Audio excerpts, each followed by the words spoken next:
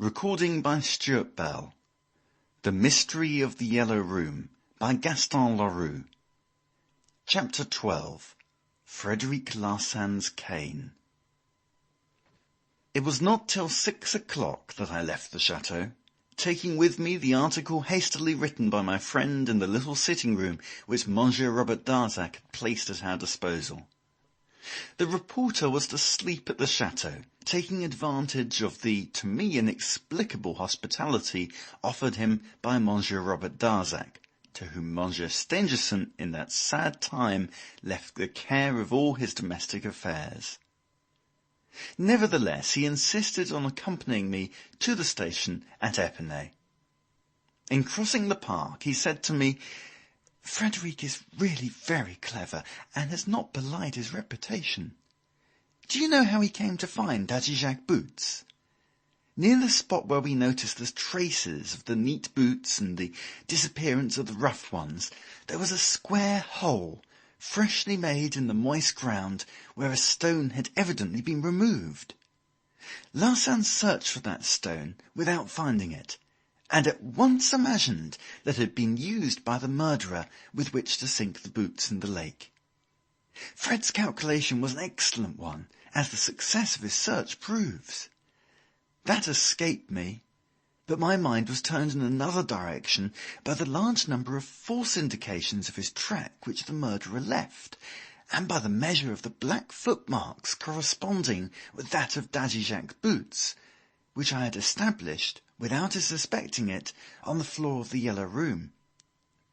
All which was a proof, in my eyes, that the murderer had sought to turn suspicion onto the old servant. Up to that point, Larsan and I are in accord, but no further. It's going to be a terrible matter, for I tell you he is working on wrong lines, and I must fight him with nothing." I was surprised at the profoundly grave accent with which my young friend pronounced the last words. He repeated, "Yes, terrible, terrible, for it is fighting with nothing when you only have an idea to fight with." At that moment we passed by the back of the chateau. Night had come. A window on the first floor was partly open. A feeble light came from it, as well as some sounds which drew our attention. We approached until we had reached the side of a door that was situated just under the window. Rouletabille, in a low tone, made me understand that this was the window of Mademoiselle Stangerson's chamber. The sounds which had attracted our attention ceased, then were renewed for a moment, and then we heard stifled sobs. We were only able to catch these words, which reached us distinctly. "My poor Robert!" Rouletabille whispered in my ear, "If only we knew what was being said in that chamber, my inquiry would soon be finished." He looked about him.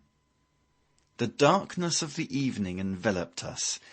We could not see much beyond the narrow path bordered by trees which ran behind the chateau. The sobs had ceased. "If we can't hear, we may at least try to see," said Rouletabille. And, making a sign to me to deaden the sound of my steps, he led me across the path to the trunk of a tall beech tree, the white bole of which was visible in the darkness.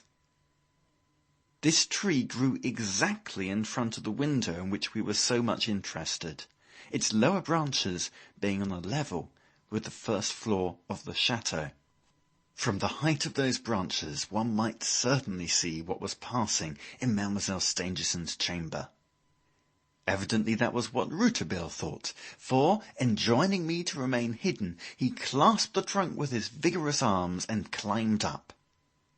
I soon lost sight of him amid the branches, and then followed a deep silence. In front of me, the open window remained lighted, and I saw no shadow move across it.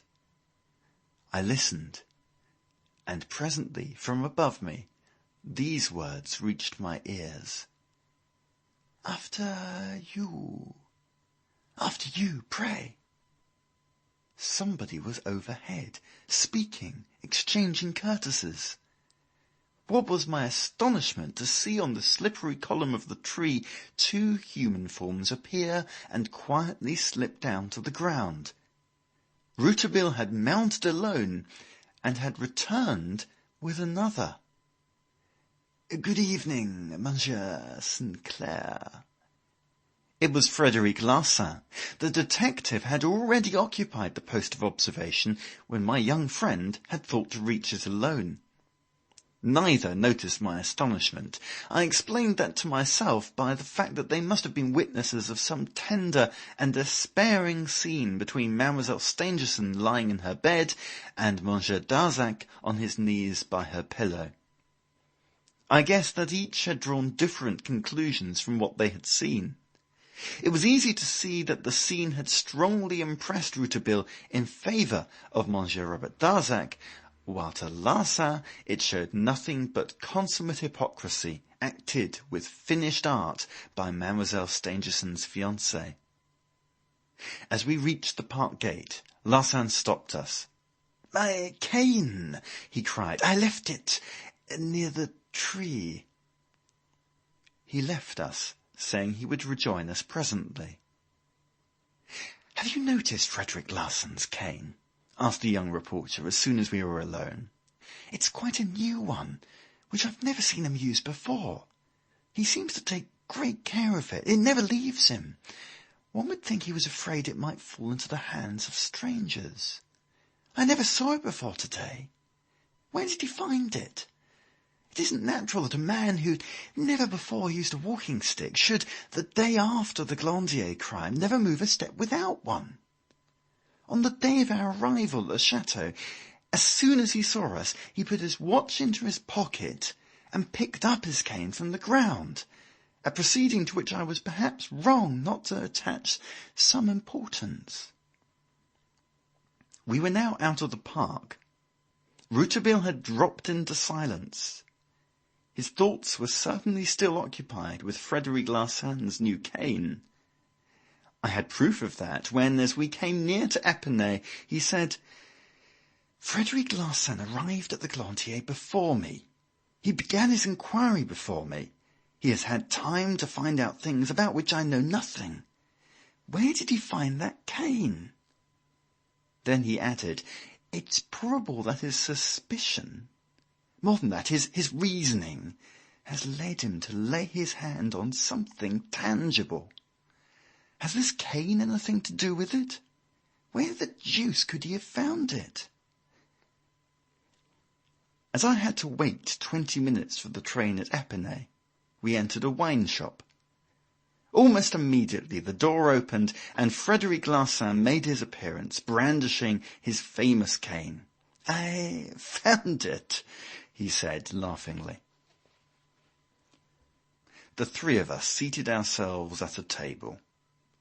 Rouletabille never took his eyes off the cane. He was so absorbed that he did not notice a sign Larsan made to a railway employee, a young man with a chin decorated by a tiny blonde and ill-kept beard. On the sign, he rose, paid for his drink, bowed, and went out. I should not myself have attached any importance to the circumstance if it had not been recalled to my mind some months later by the reappearance of the man with the beard at one of the most tragic moments of this case. I then learned that the youth was one of Larsan's assistants, and had been charged by him to watch the going and coming of travellers at the station of Epinay-sur-Orge. Larsan neglected nothing in any case on which he was engaged. I turned my eyes again on Rouletabille. "Ah, Monsieur Fred," he said, "when did you begin to use a walking stick? I have always seen you walking with your hands in your pockets." "It is a present," replied the detective. "Recent?" insisted Rouletabille. "No, it was given to me in London." "Ah, yes, I remember. You've just come from London. May I look at it?" "Oh, certainly." Fred passed the cane to Rouletabille. It was a large yellow bamboo with a crutch handle and ornamented with a gold ring.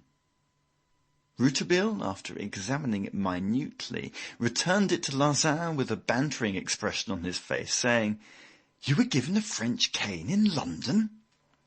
"Possibly," said Fred imperturbably. "Read the mark there in tiny letters. Cassette 6A Opera. Cannot English people buy canes in Paris?" When Rouletabille had seen me into the train, he said, "You remember the address?" "Yes, Cassette 6A Opera. Rely on me, you shall have word tomorrow morning." That evening, on reaching Paris, I saw Monsieur Cassette, dealer in walking sticks and umbrellas, and wrote to my friend. A man unmistakably answering to the description of Monsieur Robert Darzac, same height, slightly stooping, putty-coloured overcoat, bowler hat, purchased a cane similar to the one in which we are interested on the evening of the crime about 8 o'clock. Monsieur Cassette had not sold another such cane during the last 2 years. Fred's cane is new. It is quite clear that it's the same cane. Fred did not buy it since he was in London. Like you, I think that he found it somewhere near Monsieur Robert Darzac. But if, as you suppose, the murderer was in the Yellow Room for 5 or even 6 hours, and the crime was not committed until towards midnight, the purchase of this cane proves an incontestable alibi for Darzac. End of chapter 12. Recording by Stuart Bell, Cambridge, UK.